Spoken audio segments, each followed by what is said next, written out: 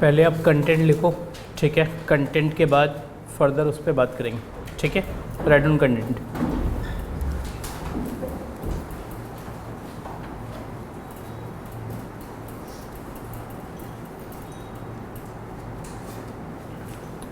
Write down stats bracket में SME, statistical methods in economics, statistical methods in economics.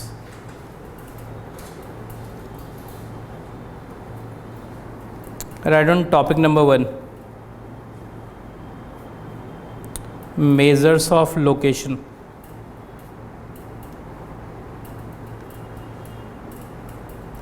Measures of location. Next, measures of dispersion.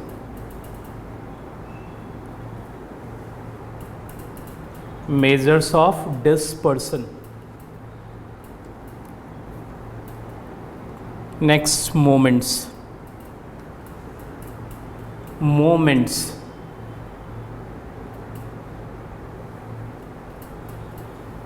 लिख लिया आपने। Next topic number 2, probability.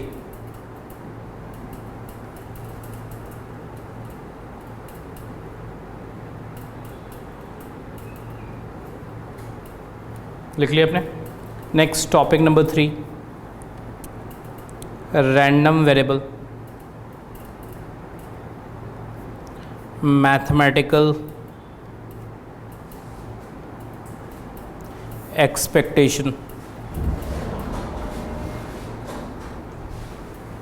Random variable, mathematical expectation.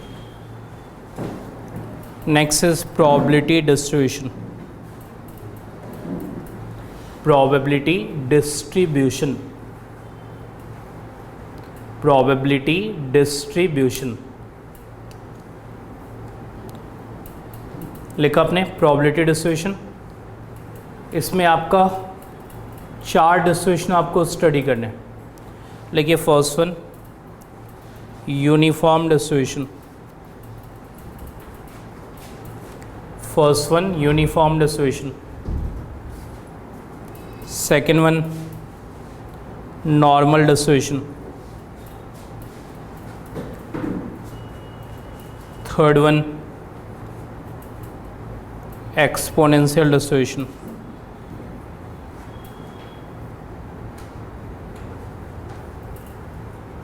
And fourth one is binomial distribution.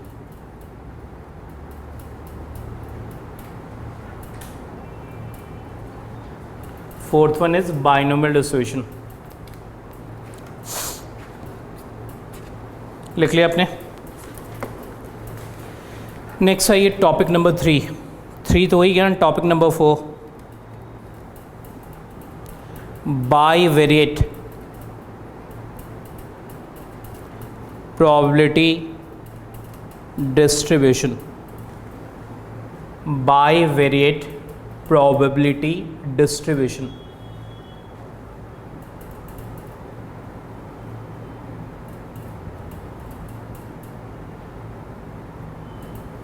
Clear. Next, sampling.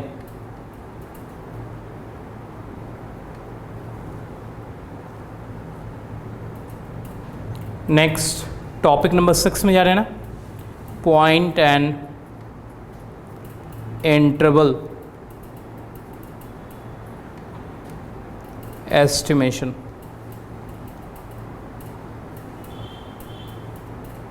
Point and interval estimation. Clear यहाँ तक? कोई problem? हाँ, 1 minute यहाँ concentrate किए रहा। मैं आपसे कुछ चीज़ें क्लियर करूँगा, कितने मार्क्स का है, कैसे करना है, ये सारी बातें, ठीक है। पहले 2 टॉपिक की वेटेज, मेरा टॉपिक नंबर 1, टॉपिक नंबर 2 की वेटेज आपके 15 मार्क्स की होगी।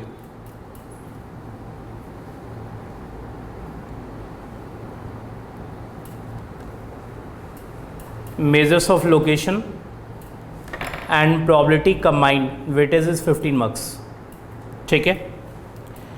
टॉपिक नंबर 3, क्योंकि इसमें सबसे ज़्यादा कंटेंट है आपका, ऑब्वियसली इसकी वेटेज आपकी ज़्यादा होगी, 20 मार्क्स।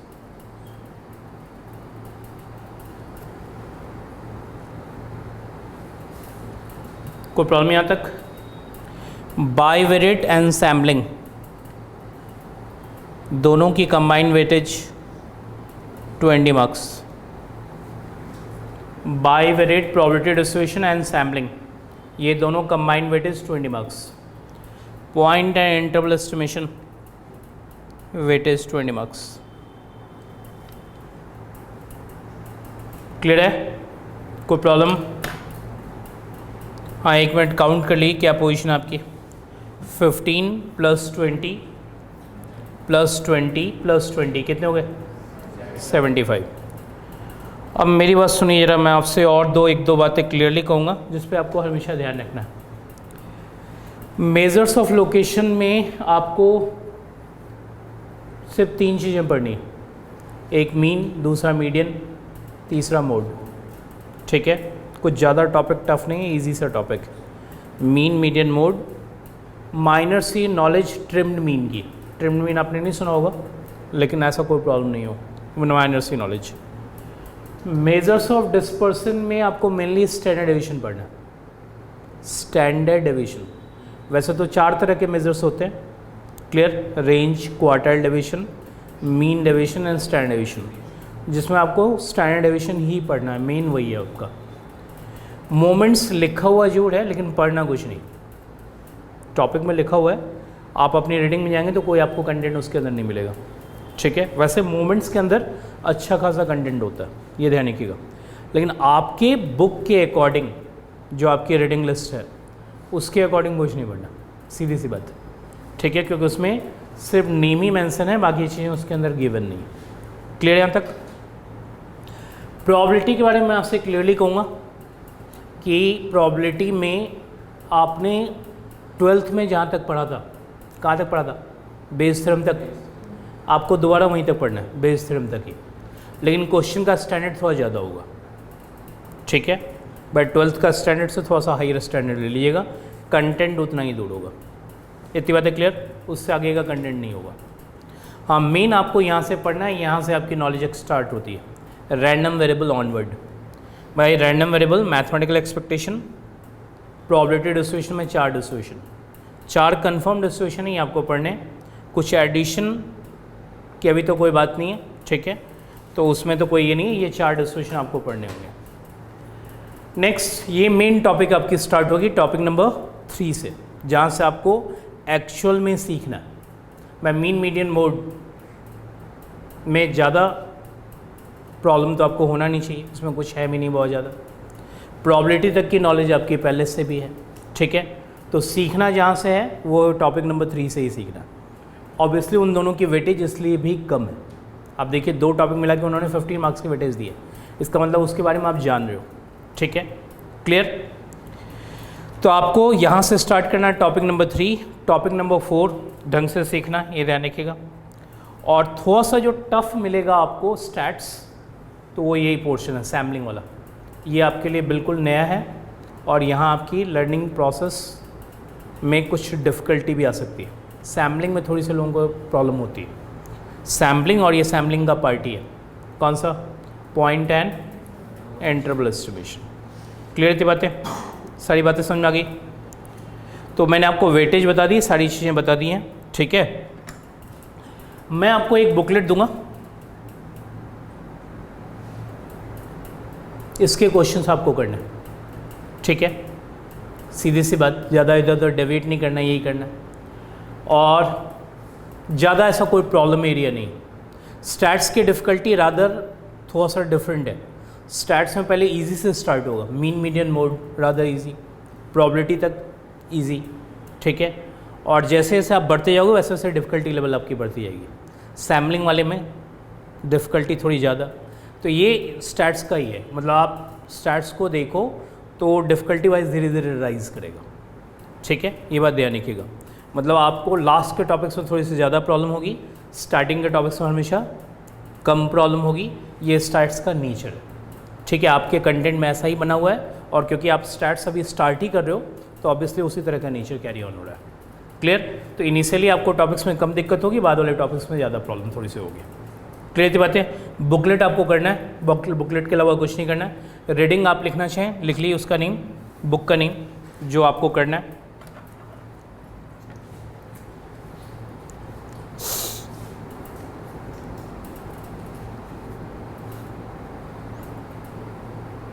बुक का नेम लिखिएगा J.L. डिवोर, ये ऑथर है J.L. डिवोर। लिखा आपने? और आगे लिखिएगा probability and statistics for engineers, ये ऑथर का नेम मैंने आपको लिखवाया। अब बुक का नेम लिख लीजिए, probability and statistics for engineers.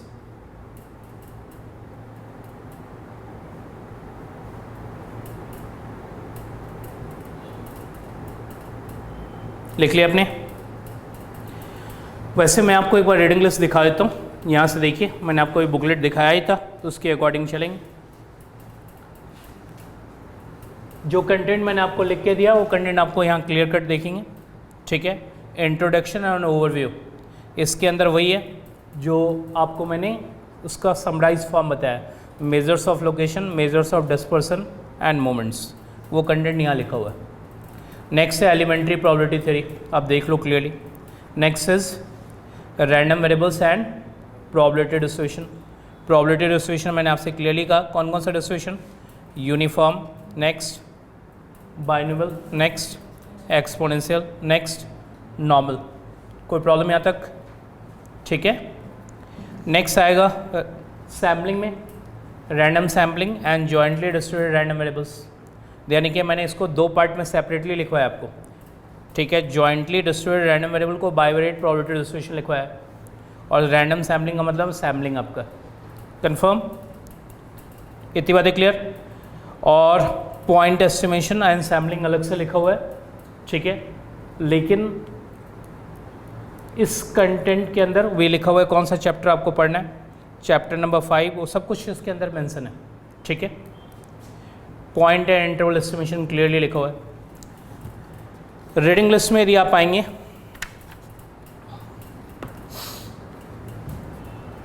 तो बुक नंबर 1 देखिए क्या लिखा हुआ है, J.L. डिवोर, और क्या, probability and statistics for engineers, 8th edition की बुक है, क्लियर। बाकी 2, 3, 4, 5 और भी लिखे हुए हैं, लेकिन ये आपके रेफरेंस बुक है, आपको पढ़ना नहीं, पढ़ना तो फर्स्ट बुक से ही, क्लियर। तो फर्स्ट बुक जो है, एक बात ध्यान रखिएगा कि एक माइनर सा फर्स्ट बुक में प्रॉब्लम है, ये ल्यूसिडली लिखा हुआ नहीं है, ठीक है। ल्यूसिड राइटिंग इसकी नहीं, लेकिन इसके क्वेश्चंस अच्छे हैं, मतलब यदि आप पढ़ेंगे तो पढ़ते समय आपको डिफ़िकल्टी होगी, ठीक है। लेकिन इसमें जो क्वेश्चंस का स्टैंडर्ड है, बुक क्लियरली लिखा हुआ फॉर इंजीनियर्स, ठीक है। तो कुछ चीज़ें तो आप भी समझ रहे हैं, ठीक है। तो उसका स्टैंडर्ड थोड़ा सा रेज्ड होगा, ये बात मैं आपसे क्लियरली कहूँगा। कोई दिक्कत तो नहीं? सारी बातें समझ में आ गई? हाँ, मैं मीन मीडियन मोड से स्टार्ट नहीं कर रहा हूँ, मैं रादर चैप्टर नंबर 3 से स्टार्ट कर रहा हूँ, random variables. So heading put की सबसे पहले लिखिए रैंडम वेरिएबल्स।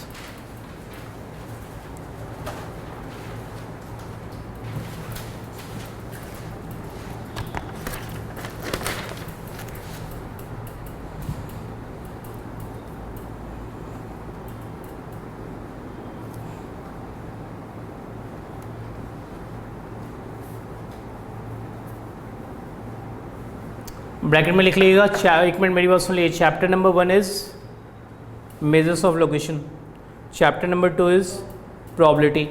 ये कहाँ से स्टार्ट कर रहे हैं? चैप्टर नंबर 3 से, जहाँ से आपकी एक्चुअल स्टैट्स आपको सीखनी, ठीक है। मैं वहीं से टॉपिक ले रहा हूँ, बाकी वापस बैक आके मैं उसे पढ़ाऊँगा। जैसे रैंडम वेरिएबल पढ़ा लूँगा तो मैं आपको एक टाइम पे मेजर्स ऑफ लोकेशन वाला चैप्टर, मतलब rather first chapter and probability, उसके पीछे बैक में पढ़ाऊँगा, क्लियर। लेकिन हाँ, कंटेंट वहीं से ले रहा हूँ जहाँ से लिटरल उसकी डिफ़िकल्टी स्टार्ट होती है। उससे पहले वाला मीन मीडियन वाला टॉपिक थोड़ा पीछे लूँगा। कोई दिक्कत तो नहीं आपको? स्टार्ट हुई, लिखिए फर्स्ट पॉइंट, लिखिए random variable is a variable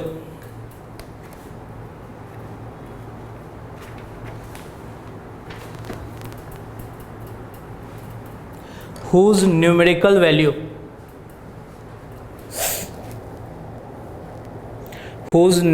value is determined by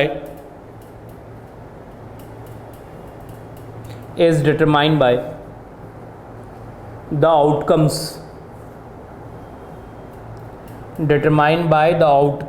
of an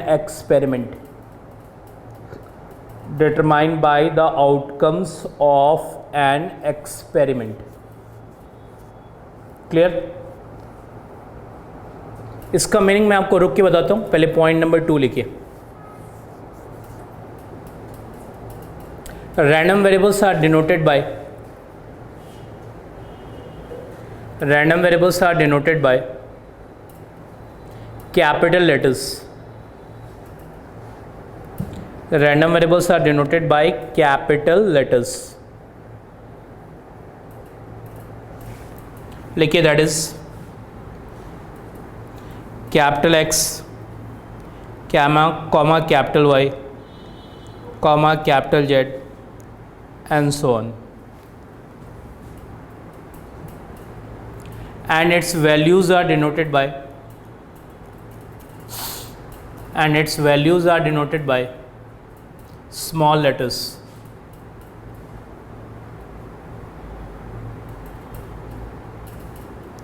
लिखिए, that is small x, small y, small z and so on.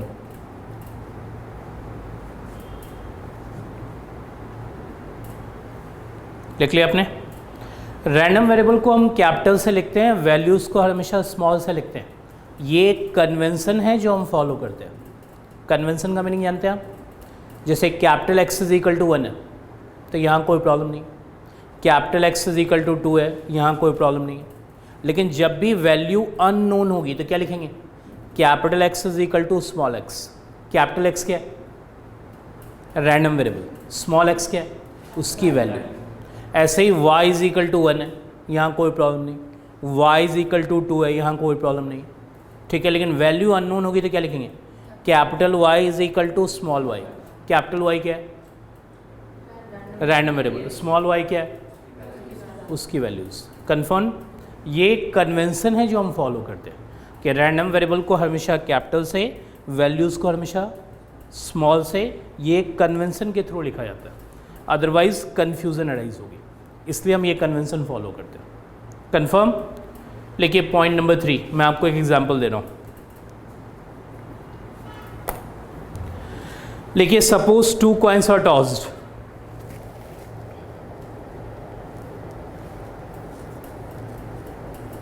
लिखिए, suppose 2 coins are tossed. The outcomes of an experiment are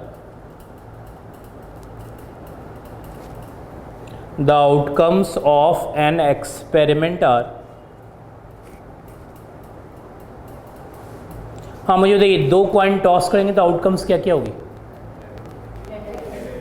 right down head head, next head tail, next tail head, next tail tail. Write down.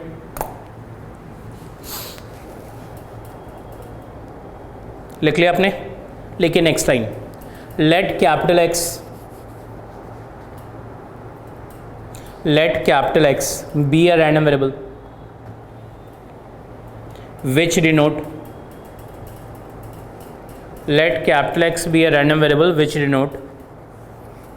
number of heads. Let capital X be a random variable which denote number of heads. लिखा आपने? आगे लिखिए outcomes. लिखिए head head, head tail, tail head, tail tail. नीचे लिखो values of X. मुझे बताओ head head में नंबर ऑफ हेड्स कितने हैं? कैपिटल एक्स किसको डिनोट किया आपने? नंबर ऑफ हेड्स को। तो मुझे बताइए हेड हेड में नंबर ऑफ हेड्स कितने हैं? 2। Right on 2। हेड टेल में नंबर ऑफ हेड्स कितने हैं? 1। Right on 1। टेल हेड में नंबर ऑफ हेड्स कितने हैं? Right on 1। टेल में नंबर ऑफ हेड्स कितने हैं? Right, clear. नीचे लिखो values of Y.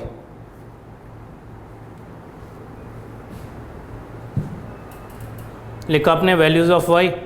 Suppose Y denote करता है नंबर ऑफ टेल्स को। क्या डिनोट करता है? तो मैं देखिए हेड में नंबर ऑफ टेल्स कितने?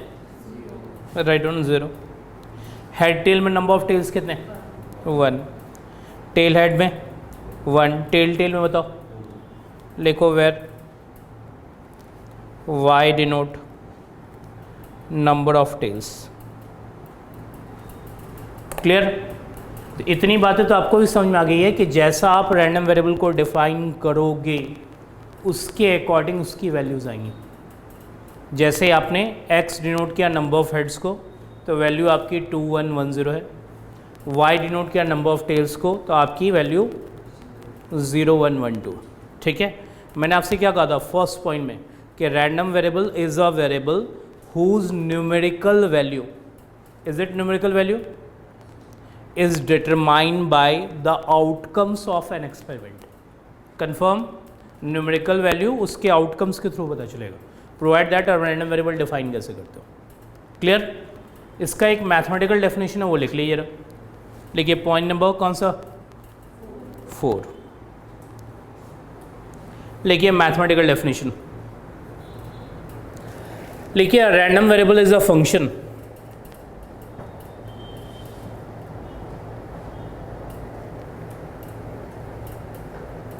A random variable is a function whose domain is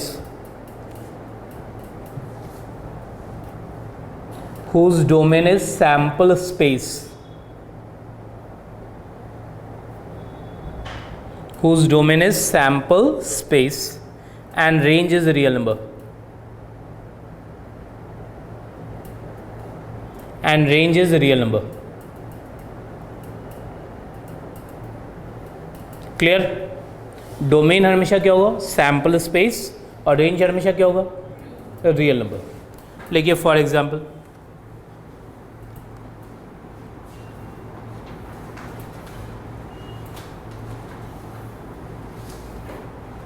लिखिए head head, head tail, tail head, tail tail. Range हमेशा रियल नंबर होगा।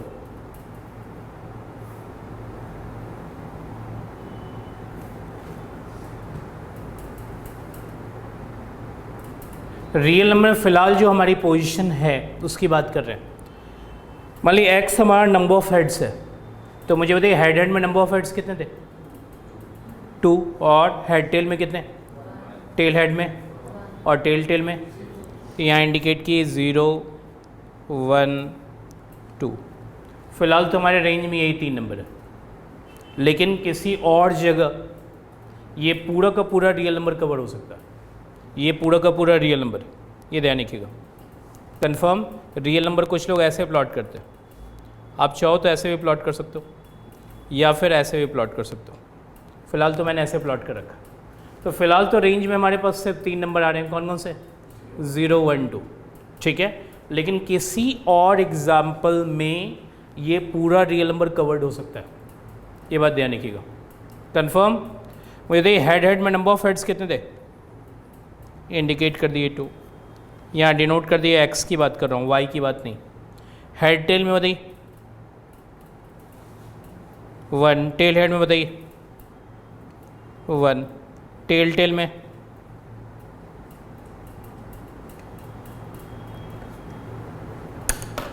ठीक है। यहाँ तक कोई प्रॉब्लम? लेकिन नेक्स्ट पॉइंट नंबर कौन सा पॉइंट? Point number 5। लिखिए पॉइंट नंबर 5, पहले आप यहाँ तक कॉपी कर लो। लिखिए पॉइंट नंबर 5। लिखिए there are 2 types of random variables. लिखिए there are 2 types of random variables.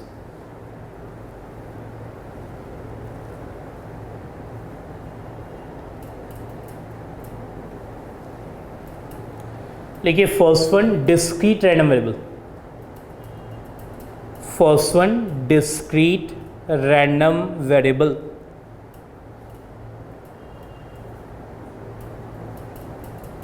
लिखो आपने discrete random variable. Discrete random variable में लिखो एक लाइन, विच टेक्स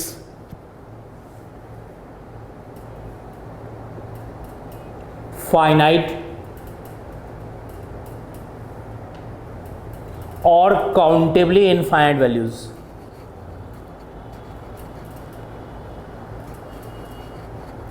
फाइनाइट और काउंटेबली इनफाइनाइट वैल्यूज।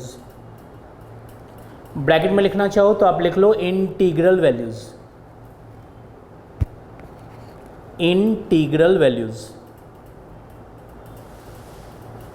लिख लिया आपने। लिखिए second one, continuous random variable. दो तरह के रैंडम वेरिएबल होते हैं, एक डिस्क्रीट, दूसरा क्या, कॉन्टिन्यूस। लिखिए second one, continuous random variable. Second one, continuous random variable. लिखिए which takes integral as well as fractional values, which takes integral as well as fractional values between certain limits, between certain limits or interval, between certain limits or interval। लिख लिया आपने। बहुत सीधी सी बात मैं आपसे कहूँगा, जो इंटीग्रल वैल्यू ले उसे डिस्क्रीट कहते हैं, ठीक है। जैसे चेयर, क्या लेगा, chair, number of chairs in this classroom, integral value या integral as well as fraction value. Obviously ये डिस्क्रीट रैंडम वेरिएबल का example. Number of students in this classroom, discrete का एग्जांपल है क्योंकि ये इंटीग्रल वैल्यू लेगा। कंफर्म। अब रही बात integral as well as fractional value कौन लेगा, तो integral as well as fractional value के लिए मैं आपको सीधा सा एग्जांपल दूंगा। जैसे आपका एज, एज क्या लेता है, जो आपकी एज है वो क्या लेती है, इंटीग्रल वैल्यू या integral as well as fractional value. हाँ, जिस दिन आपकी बर्थडे होगी उस दिन आप इंटीग्रल वैल्यू पे हो, हाँ या नहीं, उसके बाद फ्रैक्शन पे हो। तो आपकी जो एज है वो क्या लेती है, integral as well as fractional value. आपकी जो हाइट है वो क्या लेती है, integral as well as fractional value. और आपका जो वेट है वो क्या लेता है, इंटीग्रल एज वेल एज। तो ये सारे क्या है, कॉन्टिन्यूस रैंडम वेरिएबल। लिख लीजिए for example age, weight, height etcetera, ये आपके कॉन्टिन्यूस है।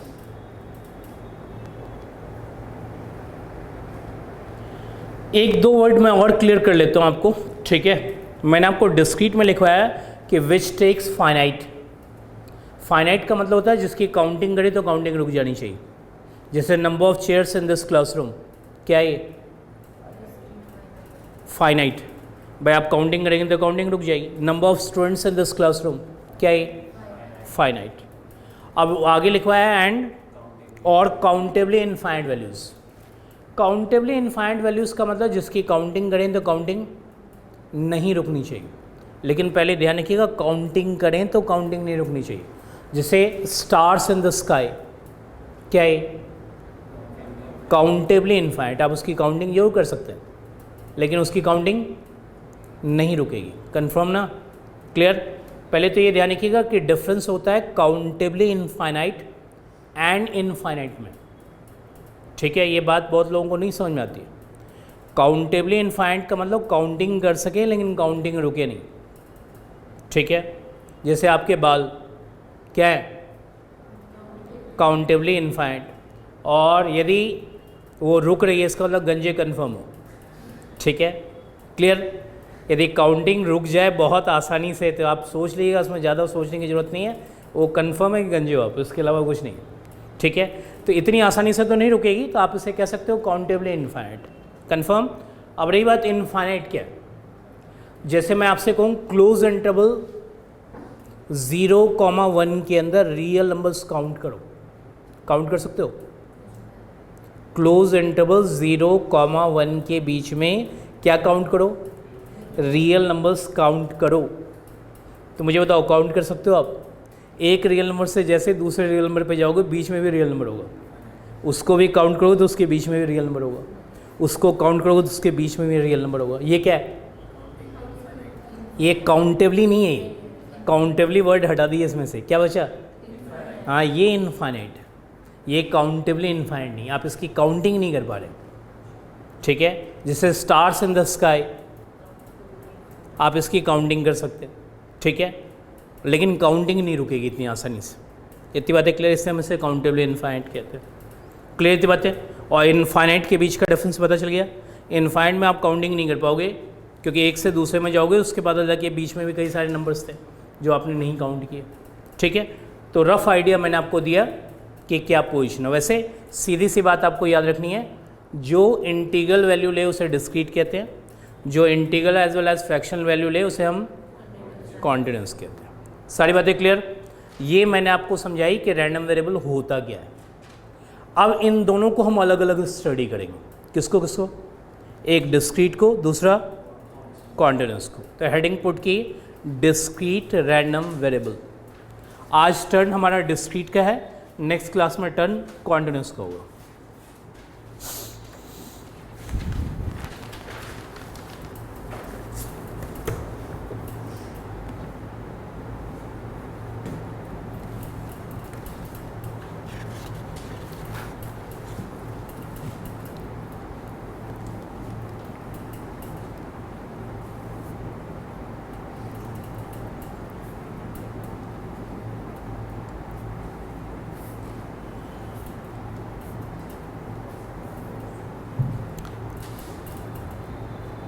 लिखिए first point,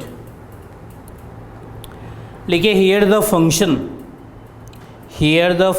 F x, here the function F x और P x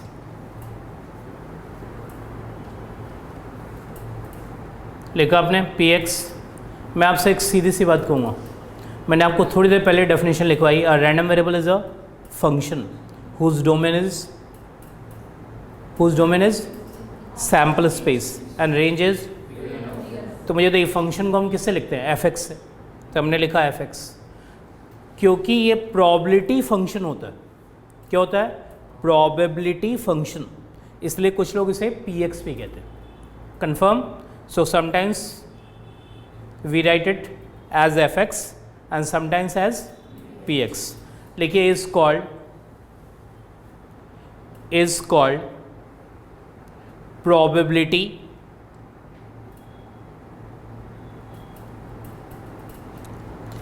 called probability mass function, probability mass function, bracket में लिखिए PMF, या कई लोग कहते हैं probability function, probability mass function और क्या? Probability function. क्लियर? कोई दिक्कत तो नहीं? यहाँ एफ एक्स या पी एक्स को हम प्रोबेबिलिटी मास फंक्शन या प्रोबेबिलिटी फंक्शन कहते हैं। लिखिए पॉइंट नंबर 2,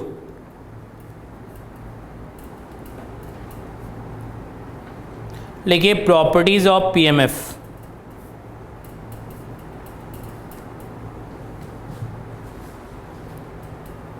लिखिए फर्स्ट प्रॉपर्टी, किसी भी चीज़ की property greater than equal to 0 होती है। किसी भी चीज़ की प्रॉपर्टी क्या होती है? ग्रेटर देन इक्वल टू 0, या फिर आप इसे ऐसे भी लिख सकते हैं p x greater than equal to 0। Confirm? F x greater than equal to 0 और या फिर क्या? P x greater than equal to 0। और मुझे इस सम टोटल प्रॉपर्टी क्या होती है? जल्दी बताइए, सम टोटल प्रॉपर्टी क्या होती है? 1, या फिर आप इसे ऐसे भी लिख सकते हो summation P x is equal to 1। Clear यहाँ तक? कोई प्रॉब्लम? जिसमें मेन प्रॉपर्टी तो प्रॉपर्टी नंबर 2 ही है, ये ध्यान रखिएगा। Main property is property number 2, क्योंकि फर्स्ट प्रॉपर्टी ऑब्वियस से प्रॉपर्टी है, ऑब्वियस समझते हैं ना भाई, प्रॉपर्टी कभी नेगेटिव तो होती नहीं, हाँ या नहीं। इसका मतलब फर्स्ट प्रॉपर्टी के बारे में ज़्यादा ध्यान देने की ज़रूरत नहीं है। आपको यदि क्वेश्चन करना है तो आप हमेशा सेकंड प्रॉपर्टी का यूज़ कीजिए। क्लियर थी बातें? अब आप क्वेश्चन लिखो, मैं आपको एक क्वेश्चन डिक्टेट करा रहा हूँ, ठीक है। स्टार्ट करते हैं, कुछ इस पर क्वेश्चन करेंगे और उसके बाद उसके आगे वाले टॉपिक में जाएंगे। लिखिए let capital X be a random variable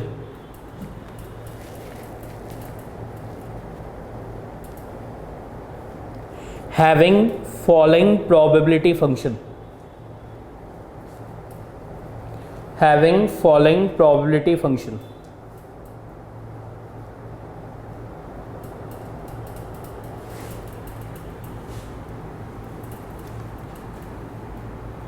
लिखिए वैल्यूज ऑफ एक्स,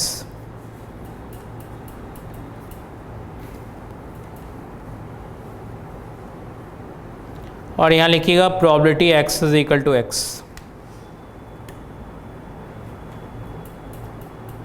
वैल्यूज़ जो हैं आपके पास है 0, 1 अप टू 7 जाना है, यानी कि 2, 3, 4, 5, 6, 7।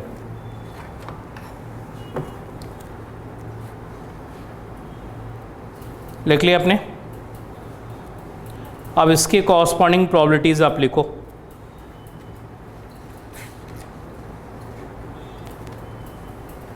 लिखो 0, K, 2K, 2K, 3K, K square, 2K square, 7K square plus K।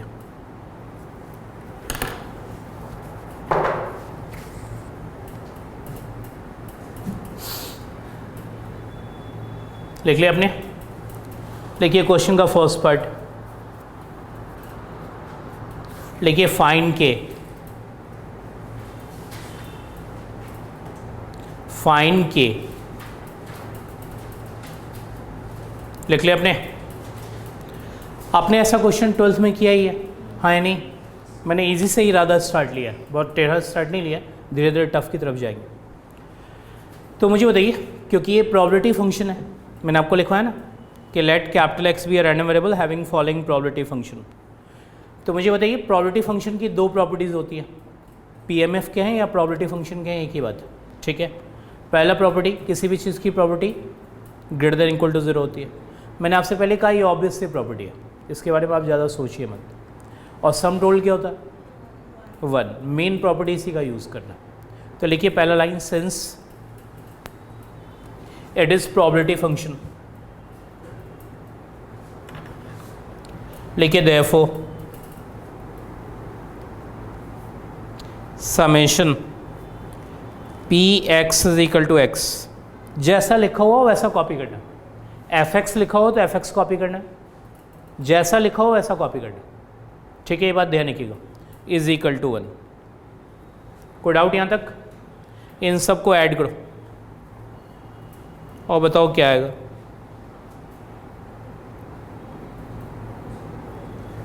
Add करो इन सबको। 10K square plus 9K is equal to 1। Solve करके बताओ जल्दी से, K की वैल्यू क्या होगी? K की वैल्यू -1 और K की वैल्यू क्या? 1/10। आपको मालूम है प्रोबेबिलिटी कभी भी नेगेटिव, तो इसका मतलब ये पार्ट आपको रिजेक्ट कर देना। सॉल्व करोगे तो K की वैल्यू -1 बता रहे हो और K की वैल्यू 1/10 बता रहे हो। इसका मतलब -1 वाला पार्ट आपको रिजेक्ट करना है, 1 वाला 10/10 वाला पार्ट आपको एक्सेप्ट करना। कोई प्रॉब्लम यहाँ तक?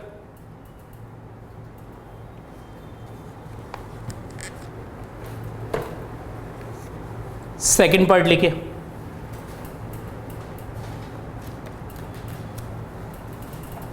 क्वेश्चन का बी पार्ट या सेकंड पार्ट जो भी आप लिखें, लिखिए if probability x less than equal to a, if probability x less than equal to a is greater than half, is greater than क्या लिखा आपने, half, find the minimum value of a, find the minimum value of a, ठीक है। हाँ, एक minute, आपकी concentration यहाँ होनी चाहिए। मुझे देखिए, यहाँ से हम स्टार्ट करेंगे। ए की मिनिमम वैल्यू क्या हो सकती है, 0, और मैक्सिमम कितनी हो सकती है, 7। आपसे ये पूछा जा रहा है कि आप ए की कितनी वैल्यू लोगे जिससे कि प्रोबेबिलिटी कितना क्रॉस कर जाए, हाफ क्रॉस कर जाए। तो एक एक करके सॉल्व करो। पहले लिखो if a is equal to 0, 0 यहाँ सब्स्टिट्यूट कर देना। लिखो probability x less than equal to 0।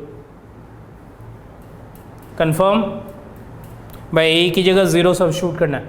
ये बात सबको क्लियर? तो मुझे बताओ, जब 0 सब्स्टिट्यूट कर दोगे तो इस टेबल से आपको हमेशा वैल्यू देखनी होगी। 0 या 0 से लेसर कौन है हमारे पास, सिर्फ एक 0 ही है। कंफर्म ना? लिखो is equal to P0। P0 की वैल्यू कितनी है, 0। कोई डाउट यहाँ तक? पहला क्लियर? लिखो if a is equal to 1। लिखो probability x less than equal to 1। Less than equal to 1 में कौन कौन सा नंबर आएगा, एक 0 और दूसरा 1। 0 पे प्रोबेबिलिटी तो 0 है हमारी, 1 पे क्या है, k, तो 0 प्लस k क्या होगा, k की वैल्यू कितनी है, तो आप इसे लिखो 0 plus k is equal to 1/10। कोई डाउट यहाँ तक? k की वैल्यू हमने 1/10 निकाल रखी है। Next, if a is equal to 2, लिखो probability x less than equal to 2। Less than equal to 2 में क्या क्या होगा, 0 1 2। लिखो P0 P1 P2। 0 पे प्रोबेबिलिटी आपकी 0 है, 1 पे k है, 2 पे 2k है। तीनों को ऐड करोगे तो कितना होगा, तो लिखो 3/10।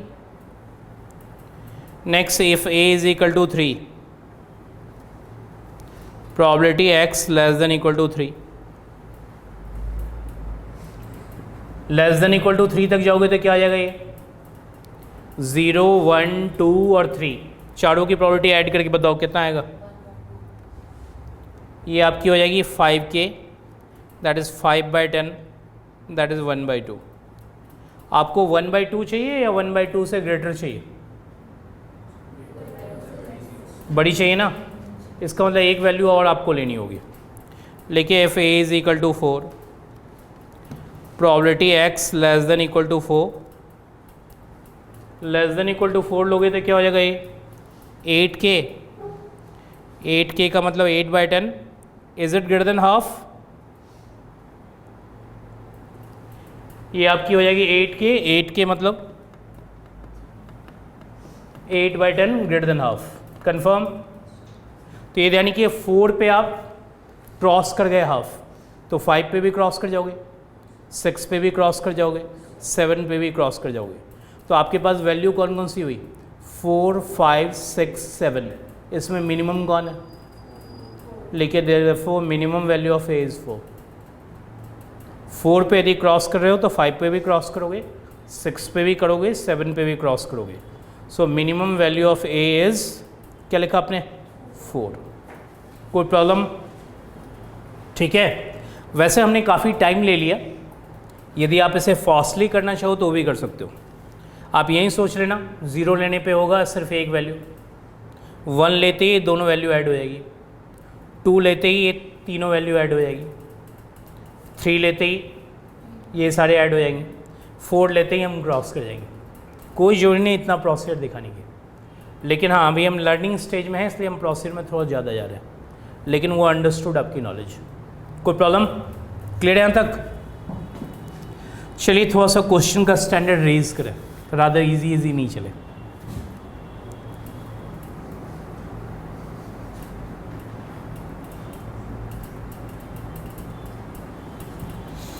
क्वेश्चन नंबर, यदि आप पेज लिखने में इंटरेस्टेड हो तो लिख लो पेज नंबर 59।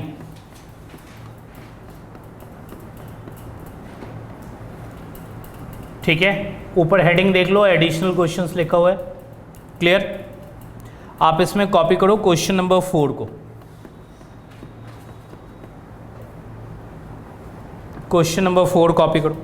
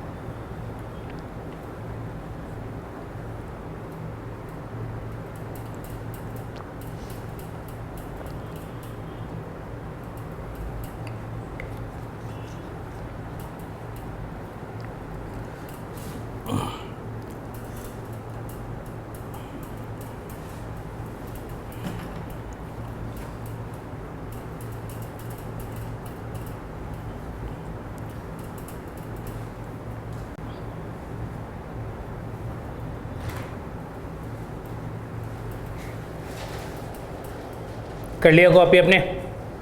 एक बार क्वेश्चन पढ़ो। वेरीफाई दैट दिस फंक्शन, जो भी फंक्शन आपका लिखा हुआ है, serve as a probability distribution. आप एक बार ध्यान रखिएगा, प्रोबेबिलिटी डिस्ट्रीब्यूशन वर्ड लिखा हुआ हो या प्रोबेबिलिटी फंक्शन लिखा हुआ हो या प्रोबेबिलिटी मास फंक्शन लिखा हो, तीनों केस में बात वही है। ठीक है, आपको भी मालूम है कि सिर्फ दो प्रॉपर्टीज़ होती हैं। कौन कौन सी? किसी भी चीज़ की property greater than equal to 0 होती है और सम टोटल। तो फर्स्ट प्रॉपर्टी हमेशा ऑब्वियसली प्रॉपर्टी है, उसके बारे में आपको सोचने की ज़रूरत नहीं है। ठीक है, तो इसके बाद सोचना किसके बारे में? सेकंड के बारे में। सम टोटल क्या होना चाहिए? तो ये प्रोबेबिलिटी फंक्शन तभी हो सकता है या प्रोबेबिलिटी डिस्ट्रीब्यूशन तभी हो सकता है जब इसका सम टोटल क्या है। तो लिखिए कंसीडर, लिखिए कंसीडर समेशन एफ एक्स।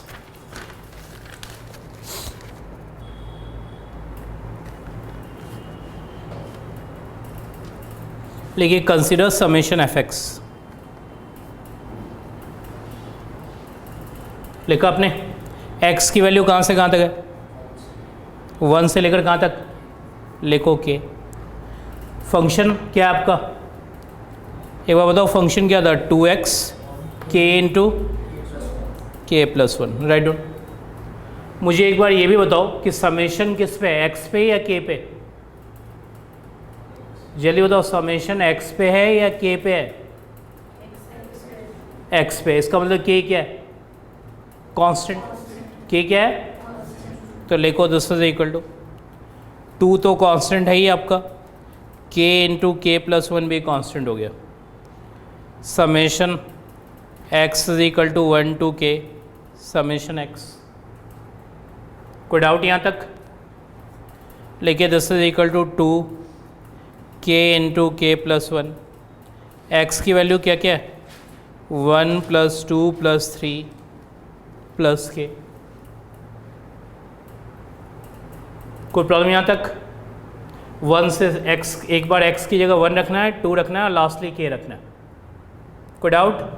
1 से लेकर k तक का समेशन बताओ। 1 से लेकर n तक का समेशन पता है क्या होता है? 1 से लेकर n तक का समेशन क्या होता है? आप समेशन ही नहीं बताओगे आप। 1 से लेकर n तक का समेशन, k तक का समेशन छोड़ दो तो हम पता कर लेंगे। ठीक है, 1 से लेकर n तक का समेशन क्या formula? n into n plus 1 आगे अपॉन 2। फटाफट लिखो, k into k plus 1 divide by 2। k और k cancel out, k plus 1 cancel out, 2 और 2 कैंसिल आउट। क्या आ जाएगा? 1। मुझे सम टोटल 1 आ गया है, इज इट प्रोबेबिलिटी डिस्ट्रीब्यूशन? लिखिए therefore it is probability distribution.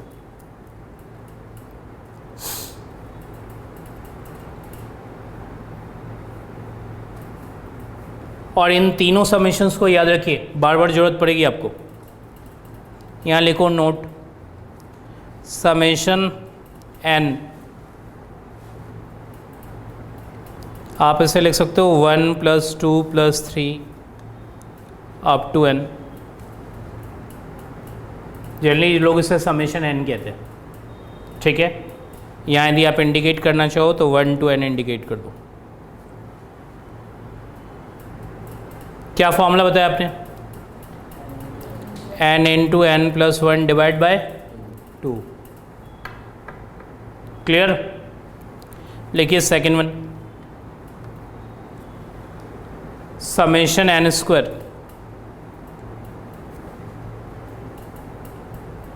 आप इसे क्लियरली लिखो 1² 2² n²।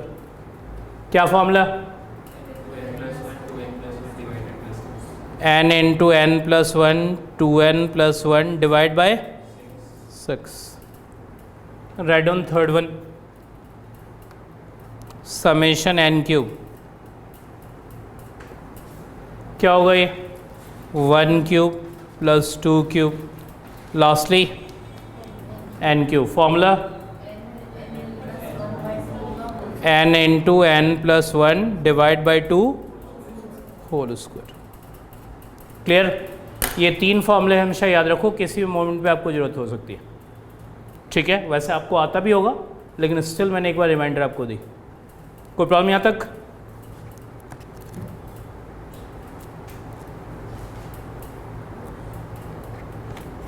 अभी आपने कौन सा क्वेश्चन किया था? Question number 4।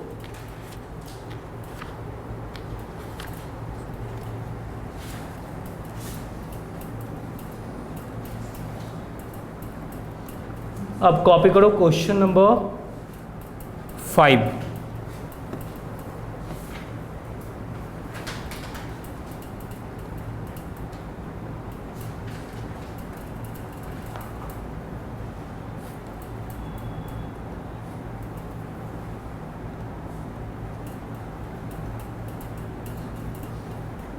Question number 5 copy करो।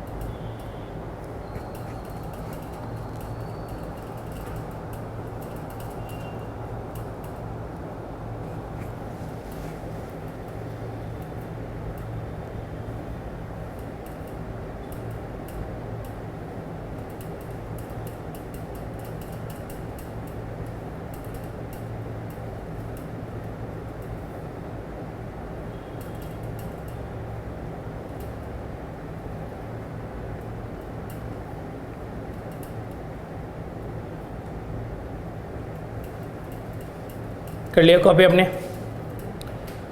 हाँ, मेरी बात सुनिए जरा, मैं आपसे क्लियरली पूछूंगा एक बात। ये फंक्शन उन्होंने आपको दे ही रखा है, ठीक है, लिखा ही हुआ है प्रोबेबिलिटी डिस्ट्रीब्यूशन। तो पहले बताइए, ये प्रोबेबिलिटी डिस्ट्रीब्यूशन है या आपको प्रोबेबिलिटी डिस्ट्रीब्यूशन फाइंड करना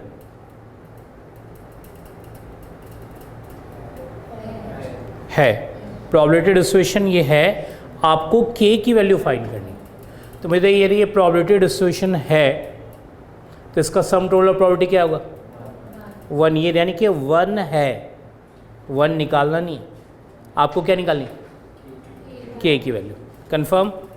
आपके पास 2-3 मिनट का टाइम है, आप इसे सॉल्व कीजिए जल्दी। देखना चाहता हूँ मैं आपसे सॉल्व होता है नहीं, ठीक है। और ये भी पता चलेगा कितने आप स्मार्ट मैथ्स में हो। जल्दी, मैंने आपको एक क्वेश्चन दिया है, जल्दी सॉल्व कीजिए। सम टोटल 1 नहीं दिखाना है, ये ध्यान रखिएगा। क्लियर? 1 है, आपको k की वैल्यू बतानी है। जल्दी ट्राई कीजिए।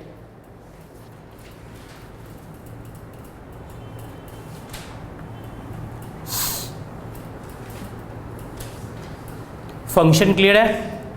फंक्शन है 1 minus k into k raise to by x.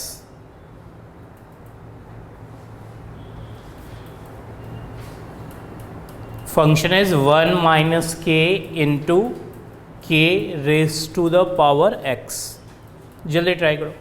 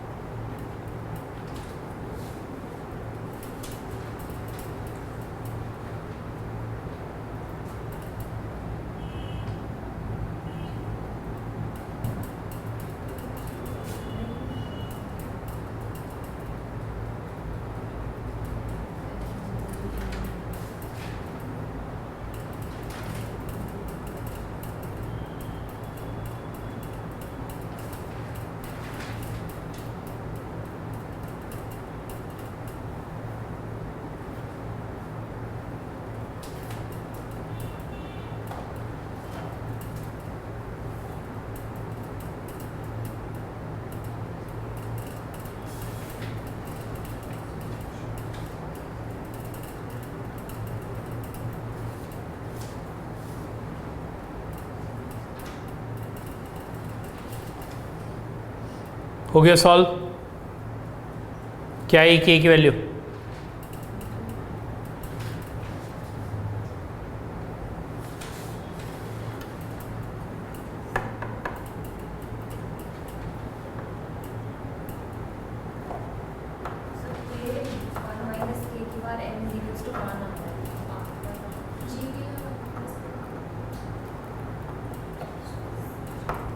चलिए स्टार्ट करें। लिखिए कंसीडर समेशन एफ एक्स।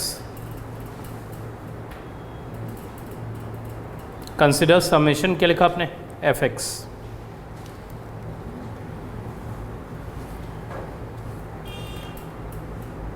लिखा आपने? मुझे देखिए एक्स की वैल्यू कहाँ से कहाँ तक है? 1 से लेकर, फंक्शन आप देख लीजिए क्लियरली आपकी कॉपी पे क्या लिखा हुआ है, कहाँ से कहाँ तक है? हाँ यहाँ लिखो 0 to इन्फिनिटी। कन्फर्म? एक्स की वैल्यू उन्होंने दे रखी है 0 to इन्फिनिटी। फंक्शन क्या है? 1 माइनस के और क्या? के रेज़ टू बाय एक्स। कोई डाउट यहाँ तक? एक बार फिर से बताइए, समेशन किस पे है? एक्स पे या के पे? एक्स पे। इसका मतलब 1 माइनस के क्या आपका? कांस्टेंट। यहाँ लिखिए 0 to infinity k raise to by x. Clear? Next 1 minus k. हाँ एक एक करके वैल्यू सब्स्टिट्यूट की। फर्स्ट वन हो जाएगा के रेज़ टू पावर 0। के रेज़ टू पावर 0 क्या होता है? 1। नेक्स्ट हो जाएगा K, next K square and so on. Clear यहाँ तक? Is it in geometric progression? है ज्योमेट्रिक प्रोग्रेशन में? सम टू इनफाइनाइट टर्म्स का फॉर्मूला लगाओ। क्या फॉर्मूला होता है? A upon 1 minus R. Clear? A upon 1 minus R. यहाँ तक क्लियर?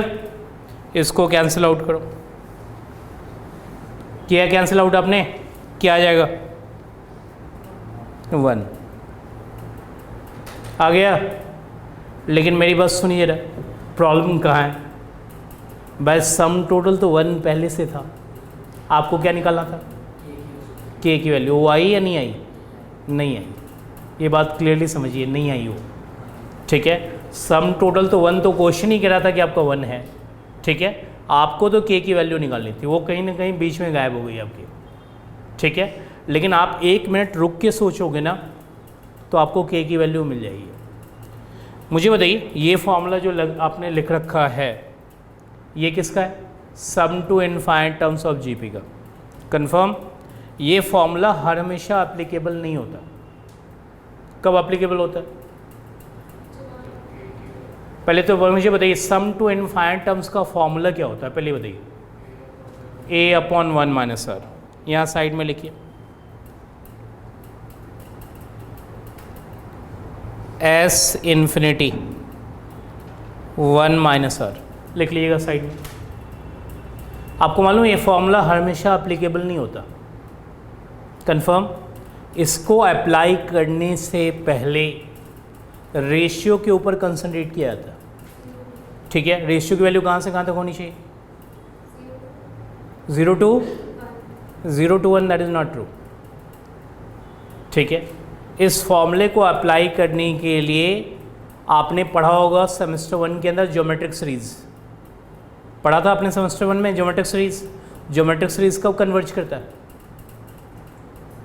वो तो सेमेस्टर 1 के साथ ख़त्म हो गई। ठीक है, क्लियर।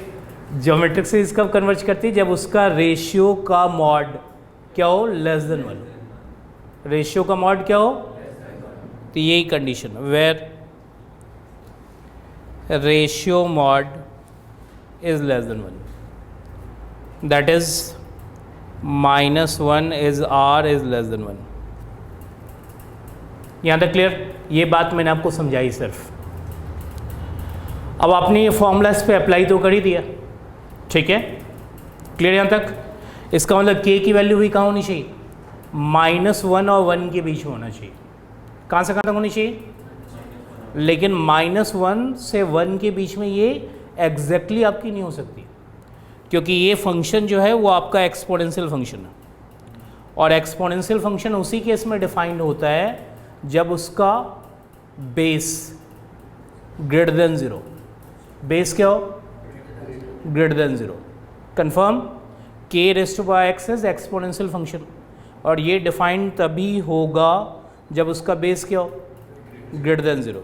इसका मतलब k की वैल्यू -1 to 1 नहीं होगी आपकी, कहाँ से कहाँ तक होगी? 0 to 1 होगी।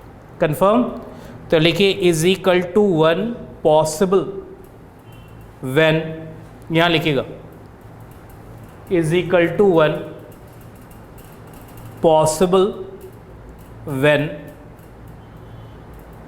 0 is less than k is equal less than 1 is possible when 0 is less than k is less than क्या लिखा आपने? 1। बात समझ में आ गई? क्लियर है? एक नोट डाल लीजिएगा यहाँ, नोट में लिखिए k⁻x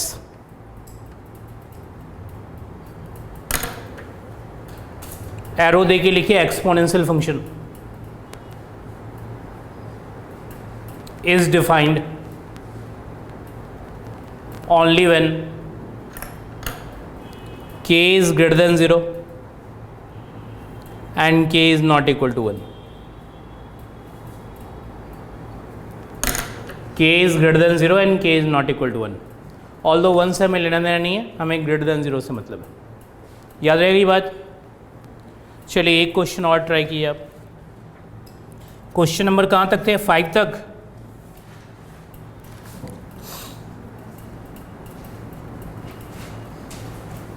लिखिए क्वेश्चन नंबर 6।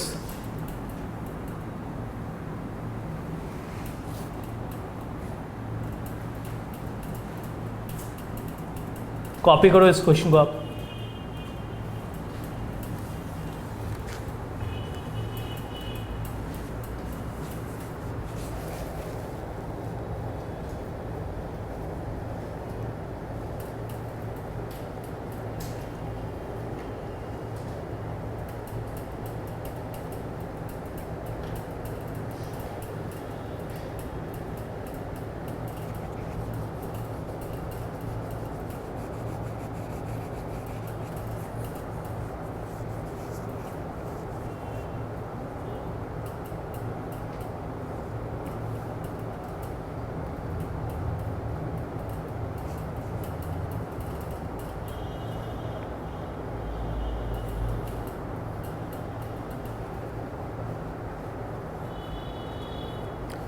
कॉपी भी करो और आपके पास 3-4 मिनट का टाइम है, फटाफट इस पर ट्राई भी लो एक अटैम्प्ट, ठीक है? क्योंकि एक बार अटैम्प्ट लोगे तो आपको एक रफ आइडिया मालूम होगा कि हो क्या रहा है।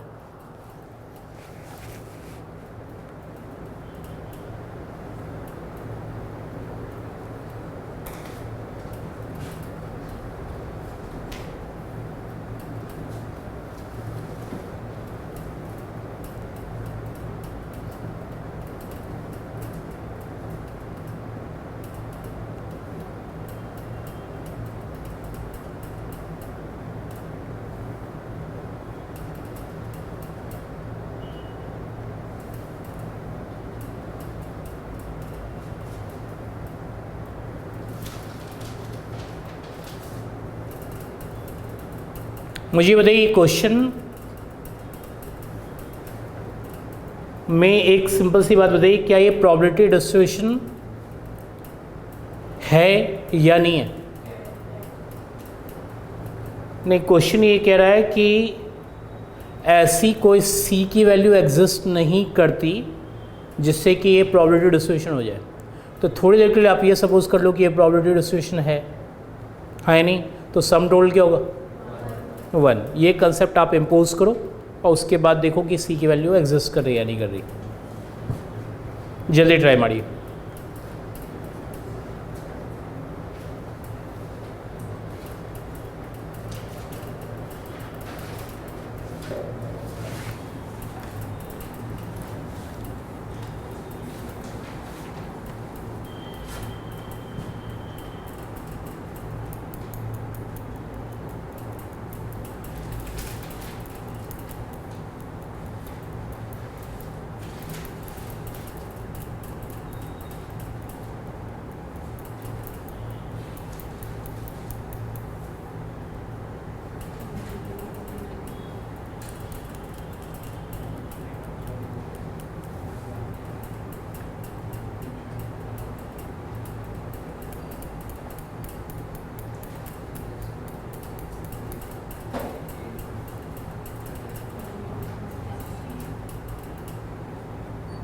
हो गया? हाँ राइट, मैं आपको लिखवा रहा हूँ, लिखिए फटाफट। लिखिए the given function will represent, लिखिए the given function will represent probability distribution. The given function will represent probability distribution if word के साथ क्लियरली लिखिएगा, if summation F X is equal to 1, if summation fx is equal to 1, लिख लिया आपने? if summation fx is equal to 1। आप मुझे बताओ x की वैल्यू कहाँ से कहाँ तक है? 1 से लेकर इन्फिनिटी तक। लेकिन c by X is equal to 1। कोई डाउट यहाँ तक? c को आउटसाइड लो, लेकिए x is equal to 1 to infinity, 1 by X is equal to 1। कोई प्रॉब्लम यहाँ तक? नेक्स्ट, x की एक एक करके वैल्यू सब्स्टिट्यूट करो। एक बार 1, एक बार 2, एक बार 3 and so on is equal to 1। यहाँ तक कोई प्रॉब्लम? लेकिए दिस इम्प्लाइज c इंटू, हाँ मुझे तो कभी आपने इसका सम टोटल पढ़ा है? क्या होती है? सेमेस्टर 1, वंस अगेन नॉलेज आपकी सेमेस्टर 1 की आ गई है, ठीक है? उसके अंदर जो एमएमई आपने पढ़ा था उसमें आपने कभी पढ़ा होगा पी सीरीज़, कुछ याद है? या हार्मोनिक सीरीज़ भी कुछ लोग कहते हैं, कुछ ऐसा याद है? मुझे बताइए हार्मोनिक सीरीज़ कब कन्वर्ज करती है? वो सब कुछ नहीं, वो तो भूल गए, ठीक है? पहले तो मुझे बताइए इसका सम टोटल, पहले ये बात कर लें उसके बाद मैं आपको बता दूंगा। इसका सम टोटल हमेशा याद रखिए कि ये होता है इन्फिनिटी। क्या होता है? इन्फिनिटी। कंफर्म? तो मुझे बताइए c की वैल्यू क्या होगी? c की वैल्यू अधिकतर लोग सोचते हैं 0, ठीक है? कि c is equal to 1 by infinity. 1 by infinity क्या होता है? 0। लेकिन मेरी बात सुनिए, 0 होने के कोई चांसेस नहीं है, क्योंकि जैसे ही आप सी ज़ीरो करोगे तो आपका फंक्शन हो जाएगा 0/x। 0/x क्या होता है? 0। तो यदि फंक्शन ही 0 हो गई तो सम टोटल 1 आने के कोई चांसेस, इसका मतलब सी की वैल्यू आपकी 0 नहीं हो सकती। ठीक है, अब रही बात सी की वैल्यू और क्या हो सकती है, तो क्वेश्चन क्लियर कह ही रहा है आपको, पढ़ लीजिए क्वेश्चन में कि ऐसा कोई सी एग्जिस्ट ही नहीं करता, लेकिन नीचे the value of C does not exist. 0 नहीं होगा, ये बात ध्यान रखिएगा, बाकी ऐसा कोई सी एग्जिस्ट नहीं करता, लेकिन the value of C does not exist. Clear, सबको याद रहेगा? लेकिन मैं आपको एक बार रिकॉल करा देता हूँ जो आपने सेमेस्टर 1 एमएमई में पी सीरीज़ के बारे में जाना है, क्योंकि उस पॉइंट की ज़रूरत मुझे किसी भी मोमेंट पे पड़ सकती है और वो आपको बिल्कुल क्लियर होना चाहिए। ठीक है, नोट में लिखिए फटाफट।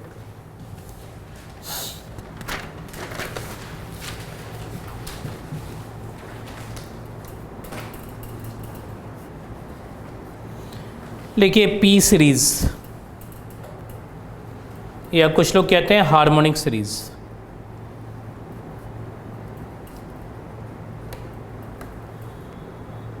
लिखा आपने? यहाँ लिखिए समेशन 1/n⁻p, n की वैल्यू 1 to infinity।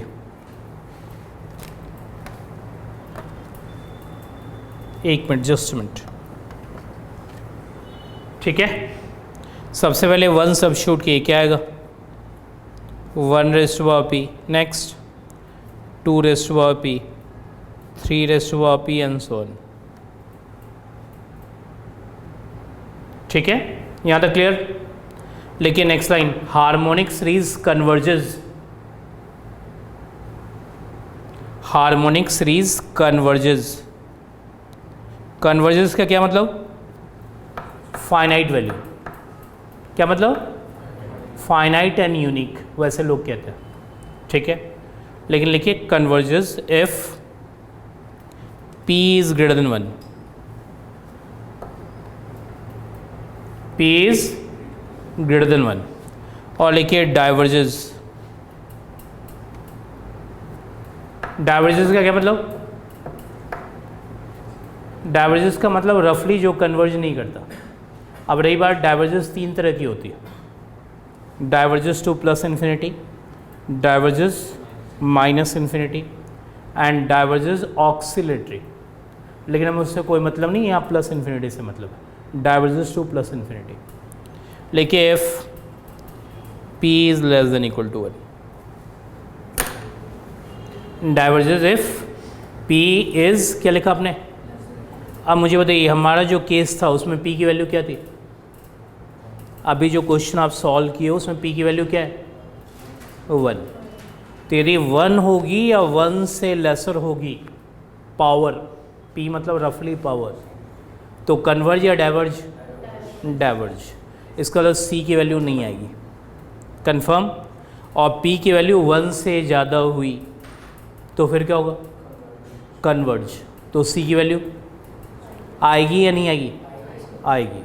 क्या वैल्यू होगी वो मैटर नहीं करता, लेकिन c की वैल्यू उस केस में एग्जिस्ट कर जाएगी। समझ में कुछ बात आ गई? पक्का ना?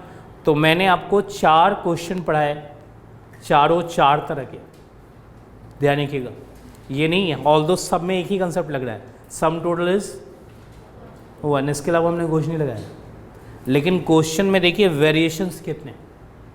ठीक है भाई, एक कंसेप्ट मैं आपको पढ़ा रहा हूँ और उसमें देखिए तरह तरह की बातें निकल के आ रही है, और जो नोट में लिखा है इस पर भी क्वेश्चन हो सकता था।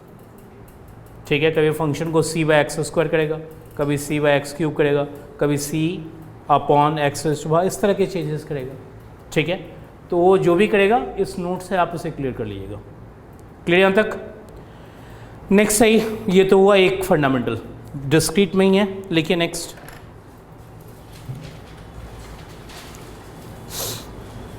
Cumulative distribution function. Cumulative distribution function, या कुछ लोग कहते हैं distribution function.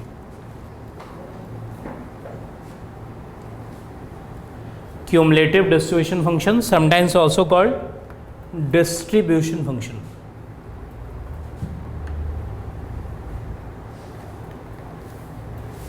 Sometimes also called distribution function.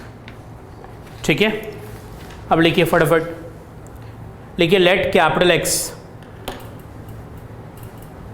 Be a discrete random variable. Let capital X be a discrete random variable.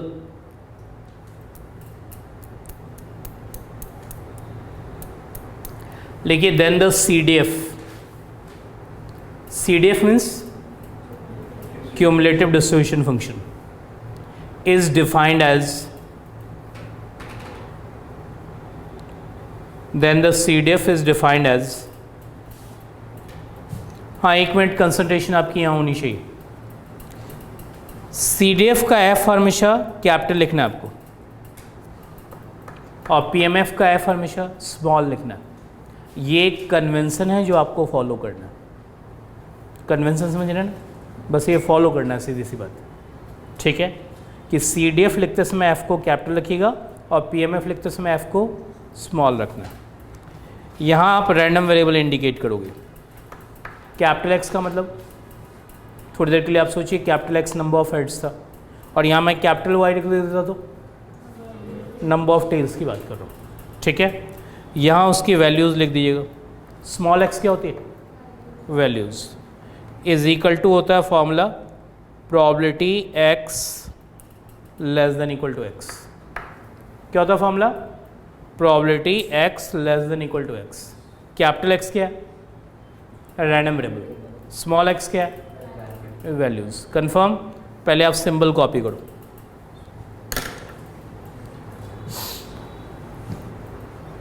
कर लिया कॉपी आपने.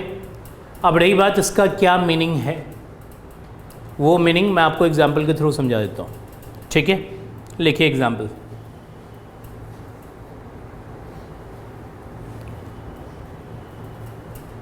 सिंबल कॉपी हो गया. लिखिए सपोज 2 coins are tossed.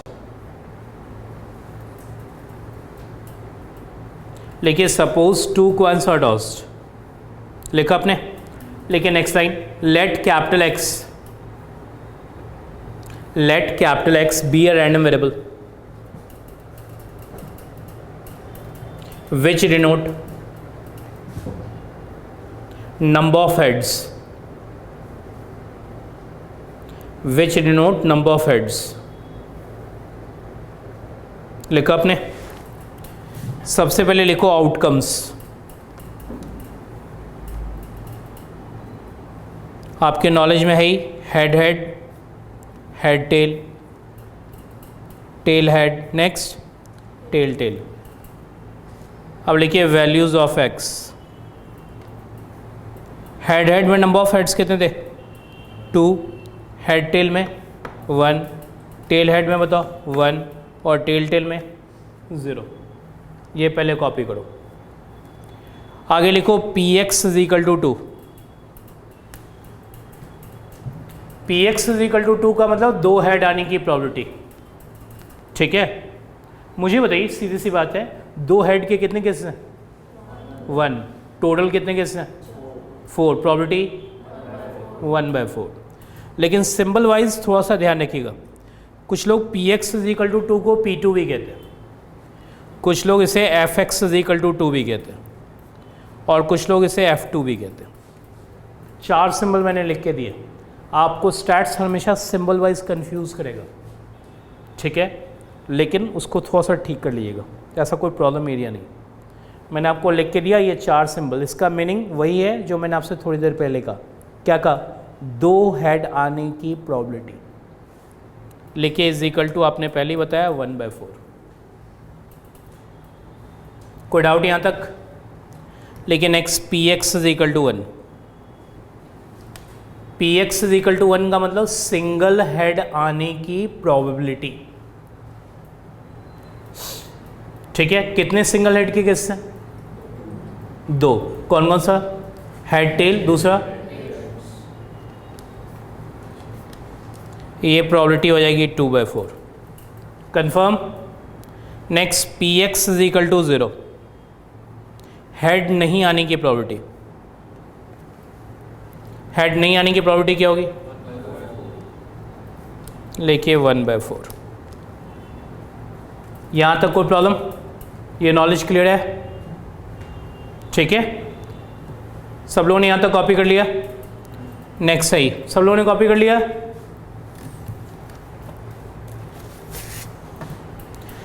हाँ, यहाँ ये टेबल फॉर्म की है, लिखिए वैल्यूज ऑफ एक्स,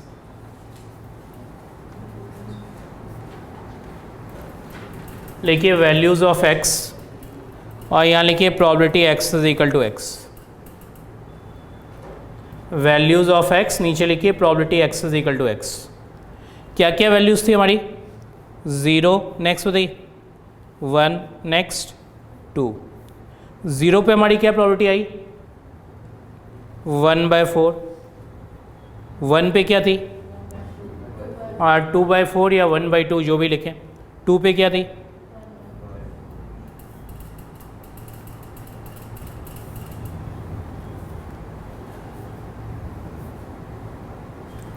लिख लिया आपने, इस टेबल को फॉर्म कर लिया। इसे हम कहते हैं प्रोबेबिलिटी डिस्ट्रीब्यूशन ऑफ एक्स। इस टेबल को जब भी आपसे कहना कि प्रोबेबिलिटी डिस्ट्रीब्यूशन ऑफ एक्स निकालो, तो ये टेबल आप बना दीजिएगा। कोई डाउट यहाँ तक? अब आइए CDF हम स्टार्ट करें। अभी तक तो हम सिर्फ नॉलेज गेन कर रहे थे कि क्या क्या फंक्शन के अंदर है। अब लिखिए CDF। एक बार CDF का फॉर्मूला फिर से रिकॉल करो। क्या लिखते हैं? F x is equal to x is equal to probability x less than equal to x. ये फॉर्मूला। मुझे बताइए स्मॉल एक्स क्या होती है? वैल्यूज़। कैपिटल एक्स क्या है? Random variable. स्मॉल एक्स की वैल्यूज़ क्या क्या हमारी? 0, 1 एंड क्या 2। कंफर्म ना? तो सबसे पहले रखिए 0, लिखिए एफ एक्स 0, क्या होगा? P x less than equal to 0। ठीक है यहाँ तक? सबसे पहले तीन ही वैल्यू हैं 0, 1, 2, तो तीन ही CDF आएंगे। ठीक है, 0, 1, 2 सबसे पहले रखिए 0, तो ये हो जाएगा P x less than equal to 0। हाँ, इस टेबल में ढूंढिए कि 0 या 0 से लेसर हमारे पास क्या इन्फॉर्मेशन है? सिर्फ एक इन्फॉर्मेशन है, दैट इज़ 0। कंफर्म? भाई इस टेबल के अंदर तीन ही वैल्यू हैं 0, 1, 2, तीसरा तो कोई है नहीं इसके अलावा। तो 0 या 0 से लेसर यदि ढूंढेंगे तो आपको सिर्फ मिलेगा क्या? P0। कंफर्म? कितनी प्रोबेबिलिटी? कोई डाउट यहाँ तक? लेकिन नेक्स्ट fx1 क्या होगा? px less than equal to 1। इस टेबल में ढूंढिए px less than equal to 1 कौन कौन से वैल्यू? p0 और क्या? p1। मुझे बताइए 1/4 प्लस 2/4 क्या देगा? 3/4। लेकिन नेक्स्ट fx2 क्या होगा? px less than equal to 2।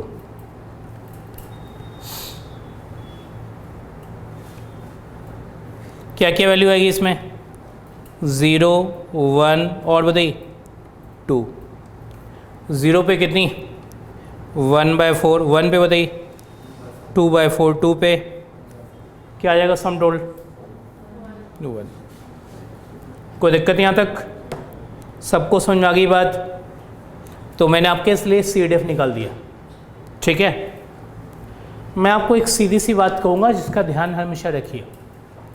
भाई CDF का मतलब क्यूमुलेटिव डिस्ट्रीब्यूशन और क्या फंक्शन। आपने कभी 10th स्टैंडर्ड में क्यूमुलेटिव फ्रीक्वेंसी पढ़ी है? क्यूमुलेटिव फ्रीक्वेंसी जल्दी बताइए। हाँ ही नहीं? क्लियर? वही नेम बदल के यहाँ आ गया। क्या नेम हो गया अब उसका? क्यूमुलेटिव और क्या? हाँ, थोड़ा सा स्टैंडर्ड नेम हो गया, ये ध्यान रखिएगा। ठीक है, जिससे देखने में ज़्यादा आपको थोड़ा सा नाम के हिसाब से ज़्यादा टेढ़ा मेढ़ा लगे, लेकिन वो है क्यूमुलेटिव फ्रीक्वेंसी। लेकिन हाँ, हमने उसकी प्रेजेंटेशन बदल ली। ठीक है, आपको मैं एक बार 10th स्टैंडर्ड वाला जो क्यूमुलेटिव फ्रीक्वेंसी का कंसेप्ट है वो आपसे पूछता हूँ, आप यहाँ पे रुक के लिखोगे। ठीक है,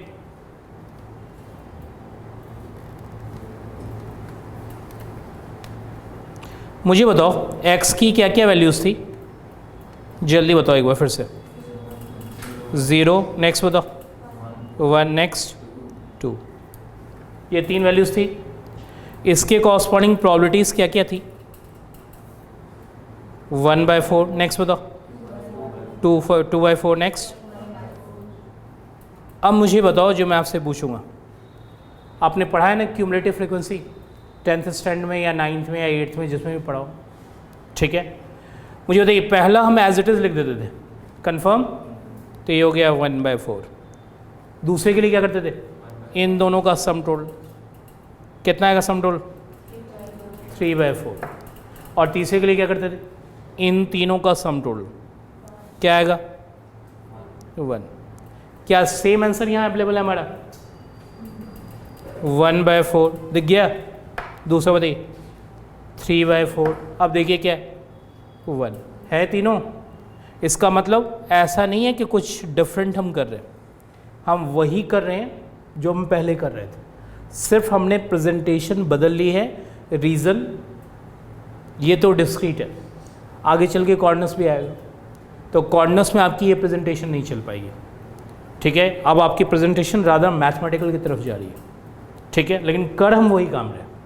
तो आप इसे नोट डाउन जरूर कर लीजिए, जिससे आपको रफ आइडिया ये मालूम होना चाहिए कि हम क्या कर रहे हैं।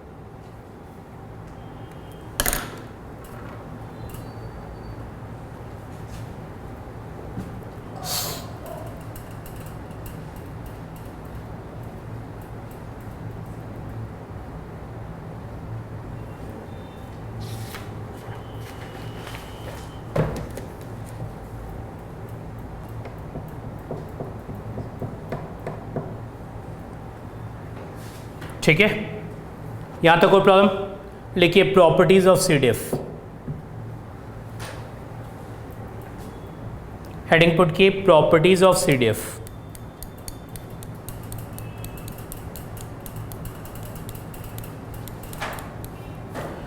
लिखिए प्रॉपर्टी नंबर 1,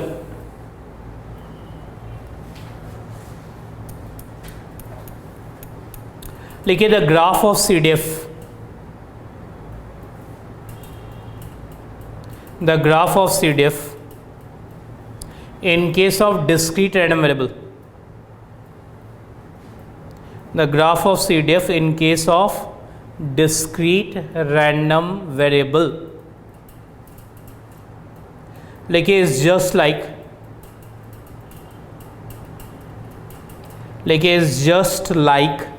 लिखा आपने,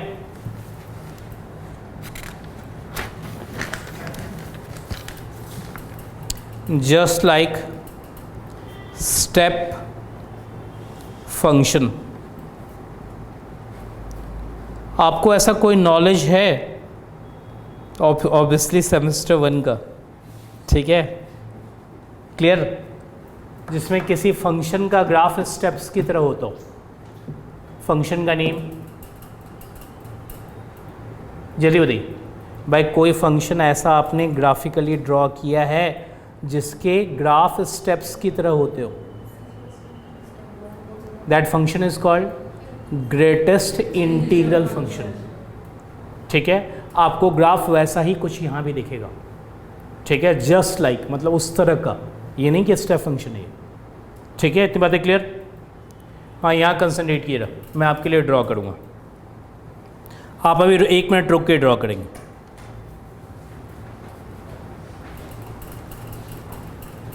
पहले बताइए डिस्क्रीट एंड न्यूमेरिकल वेरिएबल की वैल्यूज़ कौन कौन सी हैं? एक 0, दूसरा 1, नेक्स्ट। तो हमने प्लॉट कर दिया 0, 1, 2, कंफर्म। एक बार प्रॉपर्टी भी बता दी, क्या क्या प्रॉपर्टी हमारी? रफली 1/4 जिसके अराउंड वो चल रहा है, 2/4, नेक्स्ट 3/4 और लास्टली क्या होगा? 1। कोई डाउट यहाँ तक? अब जो बातें मैं आपसे पूछूंगा वो आप क्लियरली मुझे बताइएगा, ठीक है। थोड़ा सा हल्का सा प्रॉब्लम होती है इसके अंदर, ये भी बात ध्यान रखिएगा। कई लोग कहते हैं ये 0 और ये 0 आप मैच क्यों नहीं करते? तो आप मैच करना चाहो तो मैच कर लो, उसमें कोई दिक्कत नहीं, लेकिन मेरे हिसाब से ये प्रोबेबिलिटी का 0 है और ये 0 क्या है? प्रोबेबिलिटी ये ज़ीरो जो है रैंडम वेरिएबल का ज़ीरो, ये रिप्रेजेंट करता है नंबर ऑफ टेल्स को, और ये ज़ीरो क्या रिप्रेजेंट करता है, इवेंट नहीं होने को। कंफर्म। तो यदि आप मैच कराओगे तो कराओ, वैसे लोग कहते हैं मैच कराने का कोई मीनिंग नहीं है, रीज़न ये ज़ीरो और ज़ीरो में डिफरेंस, ठीक है। वैसे आप मैच कराना चाहो तो मैच कराओ, तो उसमें कोई प्रॉब्लम नहीं। क्लियर थी बातें, ठीक है। तो ज़ीरो कोई मैच कराना जरूरी नहीं है, ये रफ आइडिया मैंने आपको बताई। हाँ, यहाँ फोकस होनी चाहिए आपकी, बिल्कुल डेविएट मत कीजिएगा, क्योंकि अधिकतर लोग इसे नहीं समझ पाते, ठीक है। पहले बताइए ज़ीरो पे CDF हमारी कितनी है, देख के बताइए, आपको अभी मैंने टेबल फॉर्म करके दिया है, कितनी है 1/4। यहाँ देखिए, अभी आप प्लॉट बिल्कुल नहीं करेंगे, ज़ीरो पे 1/4। कंफर्म। मुझे बताइए, मैं आपसे जो पूछूंगा, इधर इधर कंसंट्रेशन आपकी, बिल्कुल डेविएट नहीं करना।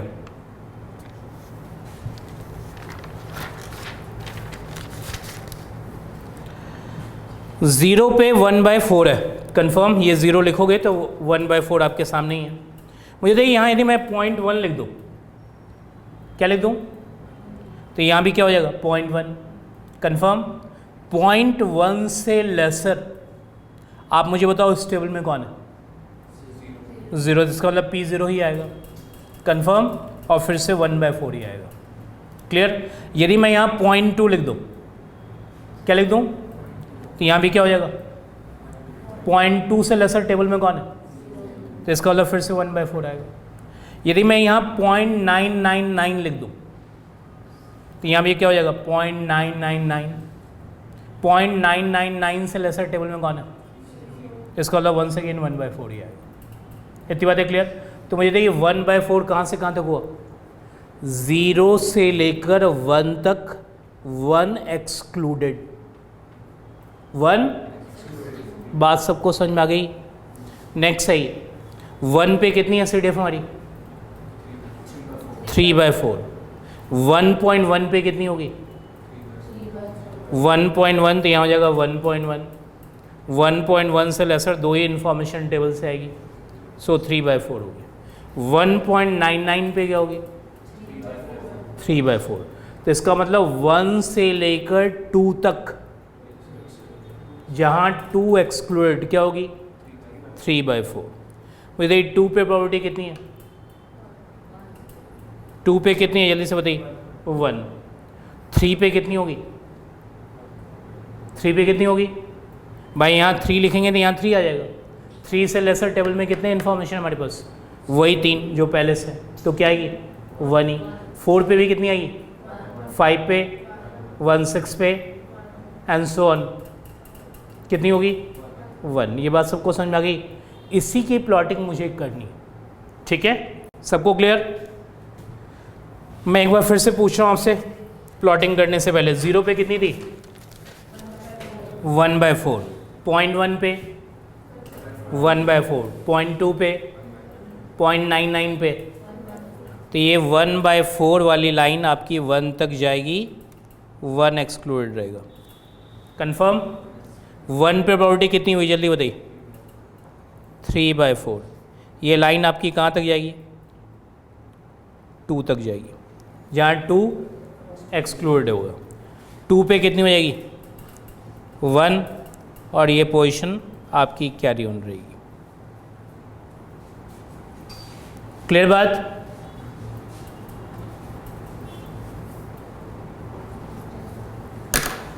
Is it step function just like step function, draw कर लिए ग्राफ।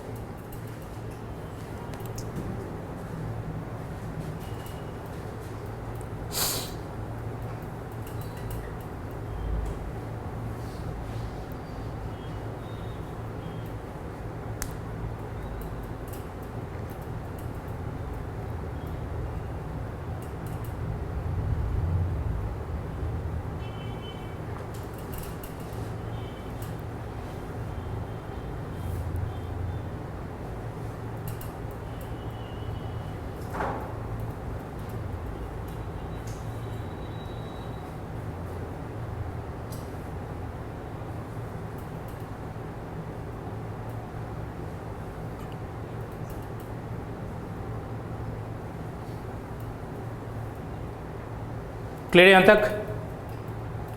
लिखिए property number 2,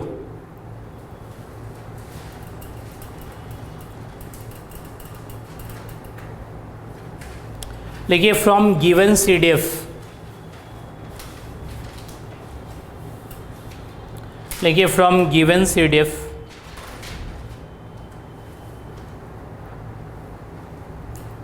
we can find PMF। ये मैंने आपको लैंग्वेज बिल्कुल सिंपल लिखवाया है। From given CDF we can find, क्या लिखा आपने? PMF।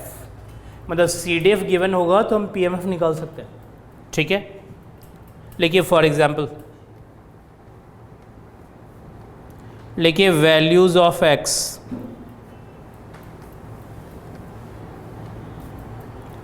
और नीचे लिखो CDF का सिंबल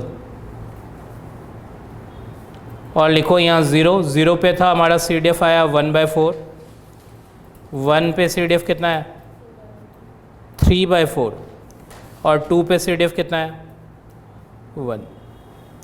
ये आपको गिवन इंडिकेट कर लो साइड में।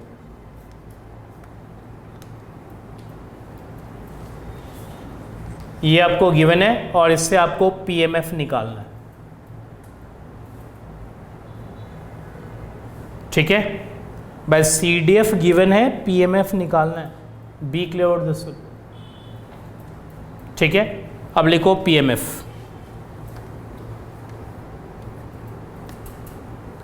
सबसे पहले लिखो Px = 2। Px = 2 का मतलब 2 हेड आने की प्रोबेबिलिटी। सबसे पहले लिखना Fx2।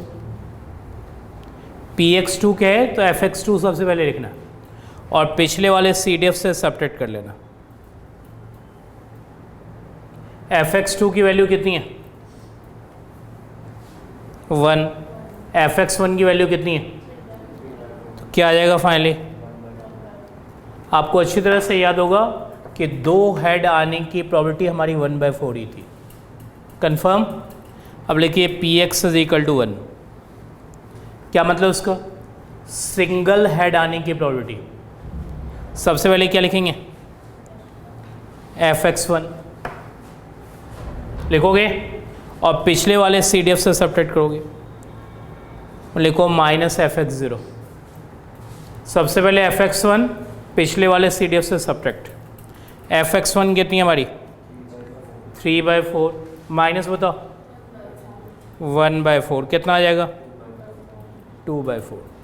आपको अच्छी तरह से याद होगा ये सिंगल हेड एंड की प्रोबेबिलिटी हमारी 2/4 ही थी। लेकिन नेक्स्ट Px = 0। सबसे पहले क्या लिखोगे Fx0।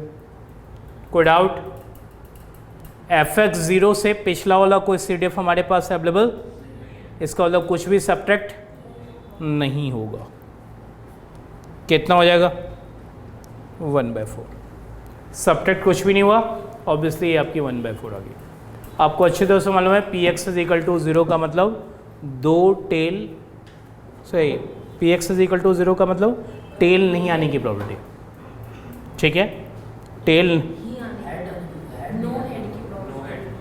हाँ मतलब टेल आने की प्रोबेबिलिटी।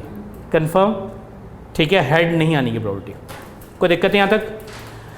अब रही बात आपके बुक में, रादर मैंने आपसे कहा कि वो बुक किसके लिए लिखी गई? इंजीनियर्स के लिए, ठीक है?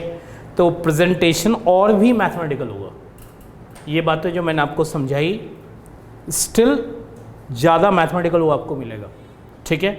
तो वो आपके बुक में CDF कैसे लिखा हुआ है इसके बारे में मैं आपको हिंट देता हूँ, ठीक है? ये लास्ट में आपको बता रहा हूँ आज के लिए। कंफर्म?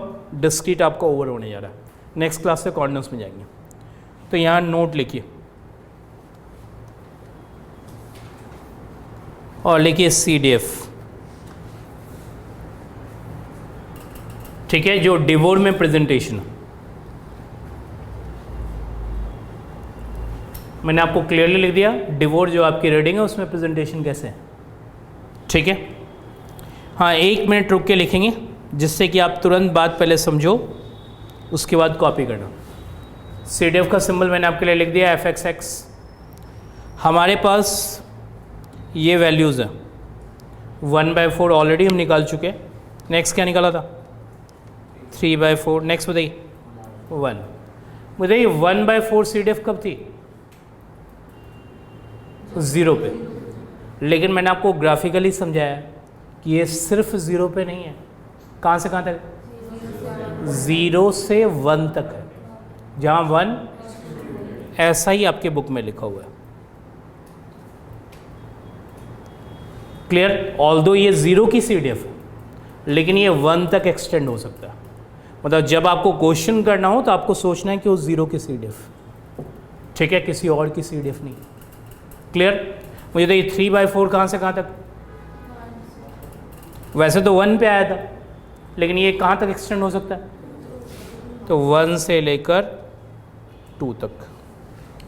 और मुझे तो ये 1 कब? जब x की value 2 and 2 onward, 2 and 2 onward. समझ में आ गई बात? आपकी बुक में 0 भी लिखा हुआ होगा। 0 कब? ऑब्वियसली x की वैल्यू यदि 0 से कम है तो। ऑल्दो हम 0 नहीं निकालते हैं, लेकिन आपके बुक में 0 लिखा हुआ होगा। तो मुझे बताइए 1/4 वैसे तो 0 पे हो रही है, लेकिन एक्सटेंड होकर कहाँ तक जा सकती है? 1 तक। 3/4 किसकी है? 1 की है, एक्सटेंड होकर कहाँ तक जा सकती है? और 2 पे हमारा 1 है, एक्सटेंड होकर कहीं तक भी जा सकती है। उससे पिछला वाला 0 है, जिसका कोई ख़ास मीनिंग नहीं है, वो ऑब्वियसली है। तो जब भी आपको फॉर्मेट ऐसा लिखा हुआ मिले आपके बुक में, रादर से रीडिंग के अंदर, ठीक है, तो आपको सोचना इस फॉर्म में, और जैसे ही आप सोचोगे इसके साथ ही आपका पजल सॉल्व हो जाएगा, ठीक है। और यदि आपने ऐसा नहीं सोचा तो फिर आप हमेशा कंफ्यूज होते रहोगे। क्लियर बात? ठीक है, आज के लिए तक क्लियर। क्लास नंबर 2 में हम कॉन्टिन्यूअस रैंडम वेरिएबल में जाएंगे, ठीक है। क्लियर?